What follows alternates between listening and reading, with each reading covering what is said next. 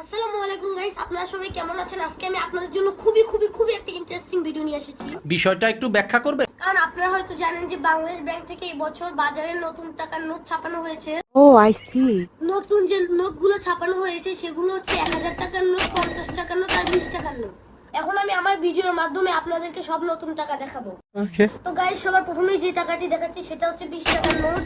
20 টাকার নোটটিতে আছে দিনাজপুরের কান্তজির মন্দির এবং এই পাশে আছে নওগাঁর পাহাড়পুর, আর এই ফাঁকা জায়গাটিতে আছে একটি বাঘ। তো গাইস, এখন আমি আপনাদেরকে যে নোটটি দেখাবো এটা হচ্ছে 50 টাকার নোট।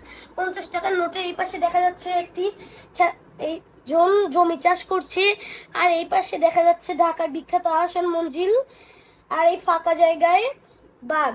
এই ফাঁকা জায়গায়ও বাঘ। গাইস, আমার 20 টাকার নোটটি থেকে 50 টাকার নোটটি আমার কাছে অনেক ভালো লেগেছে। তো সবশেষে আমি আপনাদেরকে যে নোটটি দেখাবো সেটা হচ্ছে বাংলাদেশের সব থেকে বড় নোট, 1000 টাকার নোট। এই 1000 টাকার নোটে কি কি আছে এটা আপনাদের বেশি জানা জরুরি, কারণ এই 1000 টাকার নোট বেশি জাল হয়। তো গাইস, চলুন 1000 টাকার নোটটি ভালোভাবে দেখা যাক।